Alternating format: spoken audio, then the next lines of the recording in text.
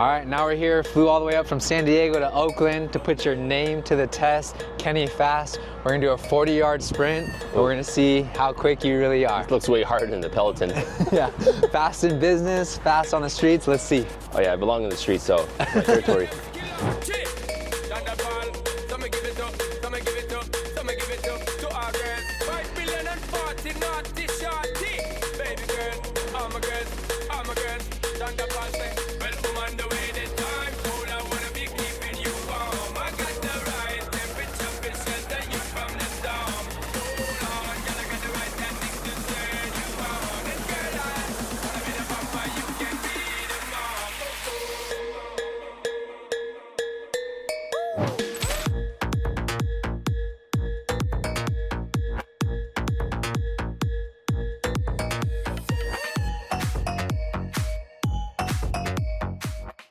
All right, first of all, thanks, dude. Good stuff.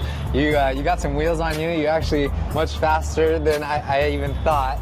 Well, how do you feel? Like, when's the last time you even sprinted like that? I don't recall. I think I ran the lake like a couple months ago. I was super hungover that morning, so that didn't work out well.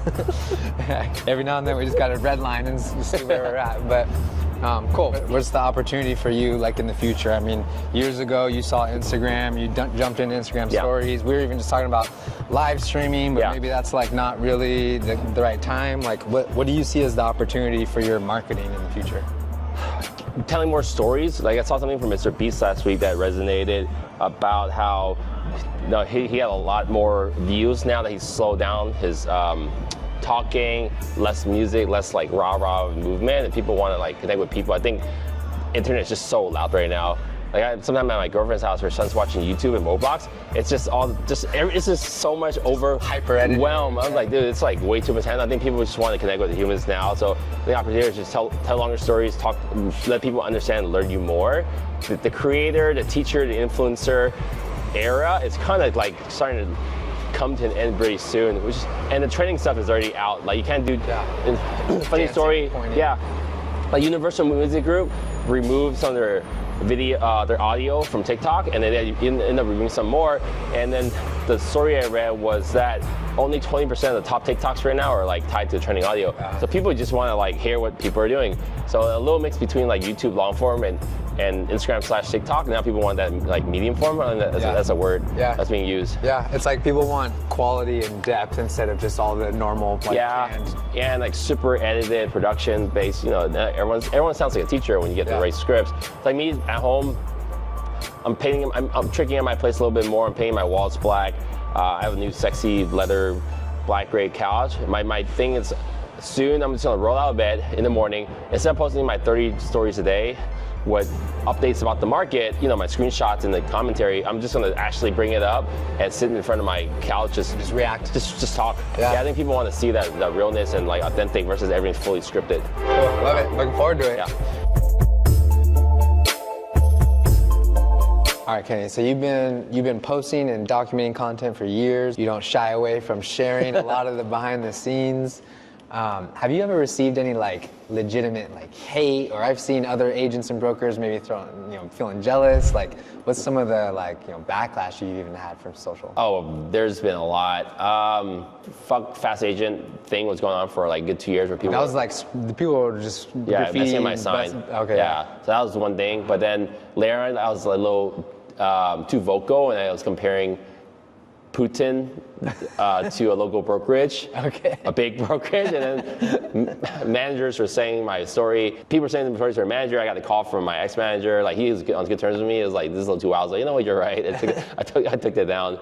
So like, I don't know, sometimes I get too in the moment. Just but you're just. I mean, I don't think, knowing you for years, I don't think you're out there trying to like legitimately disrespect somebody or. No, I like relating things, analogy. Yeah, I like telling stories, tying things together, analogy. Just get people thinking. So like, I'll be a lot of my content is asking the right questions to make people think about what's going on. But that's really cut down in the last couple of years as my leadership has grown.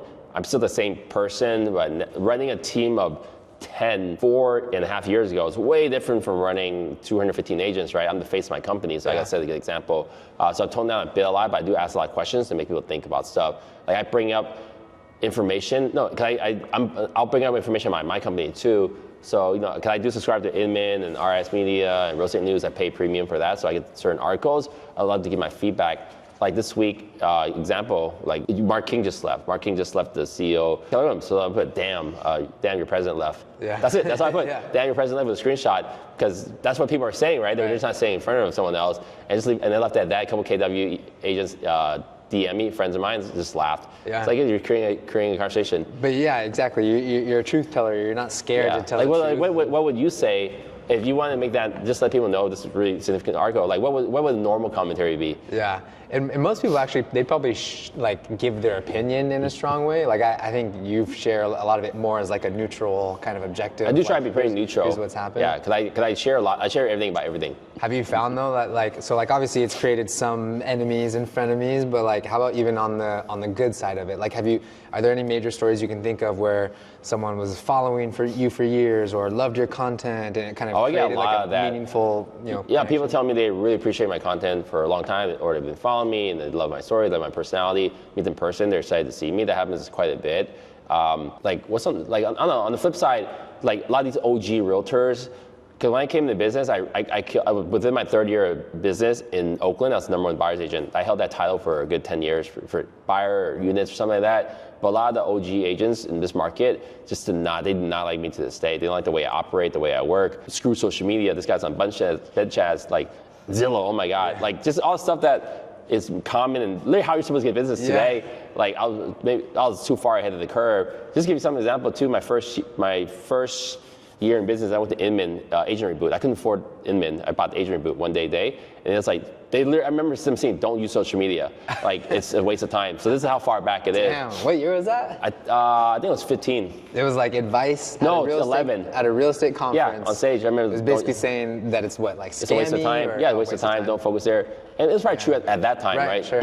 So a lot of the way I do business now has been the anti-normal way of doing business, but this is the way people are doing business now. Mm-hmm. So on the flip side, a lot of agents respect and work with me, and when I go into the marketplace, because my girlfriend is was a different company, so she'll go out and she'll hear people trash talk me all the time. Yeah. So they don't know we were together. Yeah. So it's pretty funny watching that. But now a different audience, people keep saying, Kenny's amazing, he's best. The credibility for that, I brought on over 600 team members. Right. So I must be doing something right for people to come work for me. Right. I think for the most part, agents kind of see what you're doing, and there's a degree of jealousy, and that's probably where some of the tension comes from. They just don't understand it, and if I'm competing with, also there's competition in the market, right? If I'm taking business or beating them, what the hell is this kid? Yeah. The year I started business, I was 24. What's this kid doing? Yeah. All this business? I don't get it. So with your kind of creative and unorthodox approaches to getting business, what would you actually do if Instagram just disappeared tomorrow? We're training agents to do a lot of things that are not social media related, even though I push that a lot.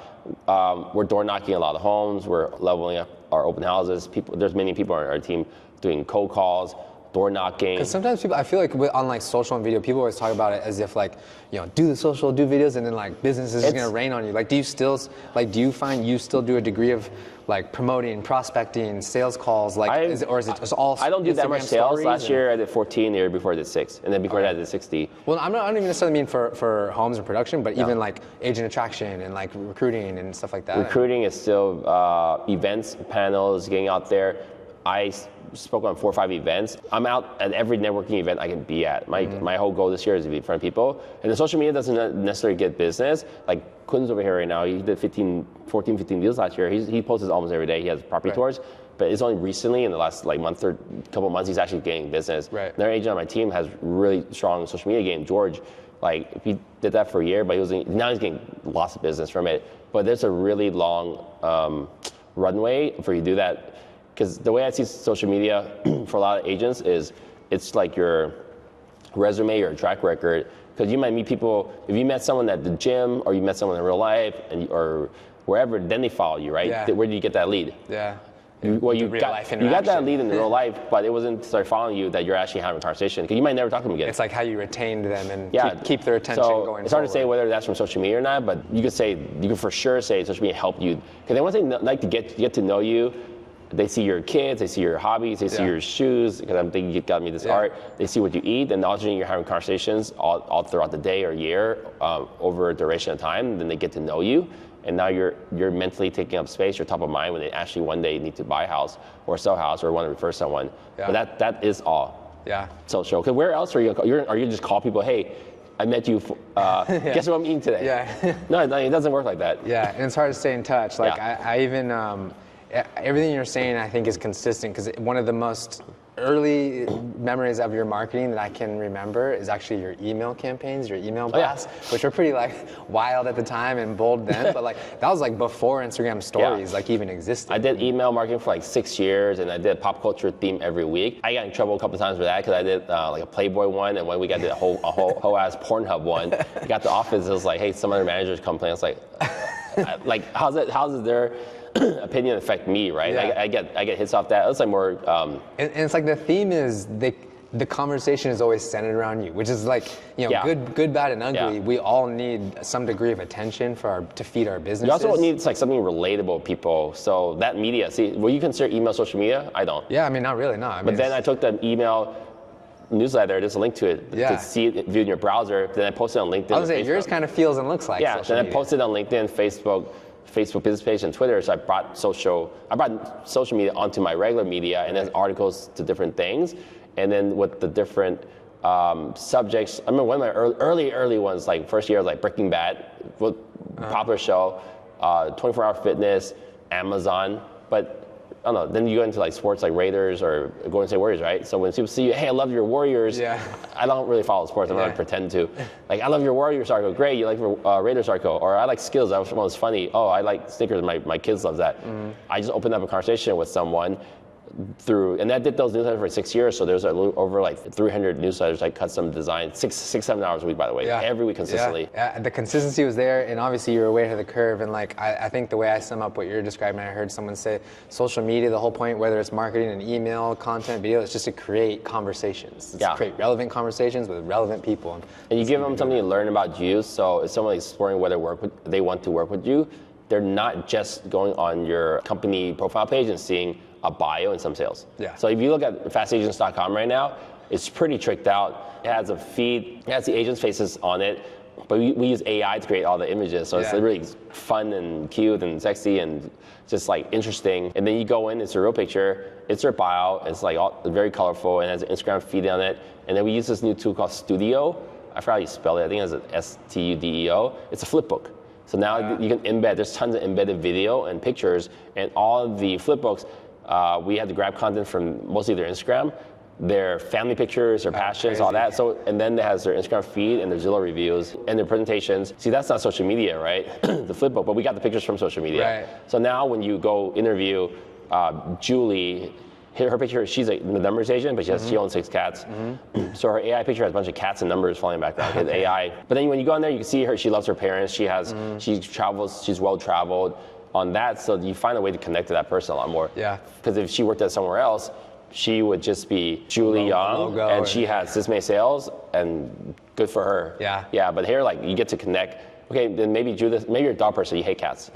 Maybe you really hate, seriously, maybe you hate cats, and you know you go to her house, you're gonna have allergies. So then you go work with someone else that likes pizza, or I don't know, bears. Like Bears with Bowie, Kevin Bowie on our team has just had a baby too.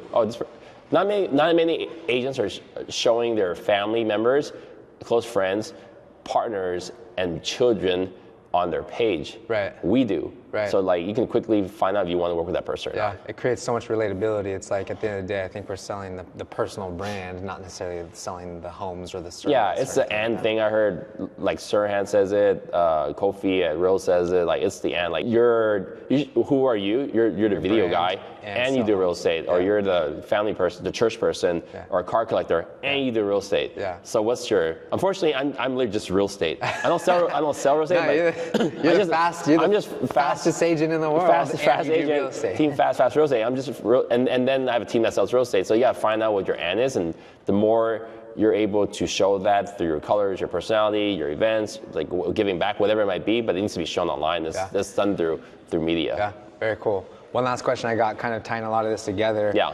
For someone that's maybe listening and feeling like they're motivated, they're close, but like they're not yet ready to jump into video or jump into social or be transparent on Instagram stories, like what advice do you have for someone like that to kind of get over the edge? We don't do it, but like I remember listening to someone else teach, like maybe you don't feel comfortable on video, every morning record a video of yourself and don't post it.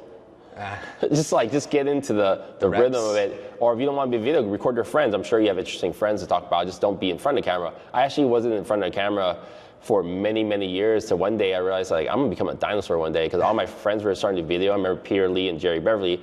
And then one day I jumped on, I probably shared a story once with you before.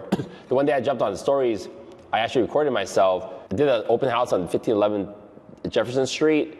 And then there's like some garlic noodles on the floor, some box of noodles. It was so stupid. Like, look, there's some really good noodles on the floor. And then later I drove through uptown Oakland, and there's like lesbians out at some party. And I rolled down my windows rolled down. This lesbian came up to me and just kissed me randomly. And I recorded and I was like, that's a very good day to start showing what's in my life. I have an interesting life. It's like, and then it just got me going. So I was like, just get out of your own head, and I'm sure your life is interesting. You just gotta I wouldn't say try to make it more interesting than it really is, but just showcase the good parts of it. Yeah. And the bad later when you're ready to be vulnerable, and you can also do the bad parts. Yeah, just getting started, getting that first domino going and getting that momentum. And realize if you don't do it, you probably won't be in business like 5 years from now. So if you don't want to do it for yourself, because your ego, do it for your family. It's so true, 100%. Yeah. Shout out to my guy Kenny for racing me in the streets and showing me around Oakland and talking to me all about social media. Hope you guys learned a couple of things today and are leaving as inspired as I am.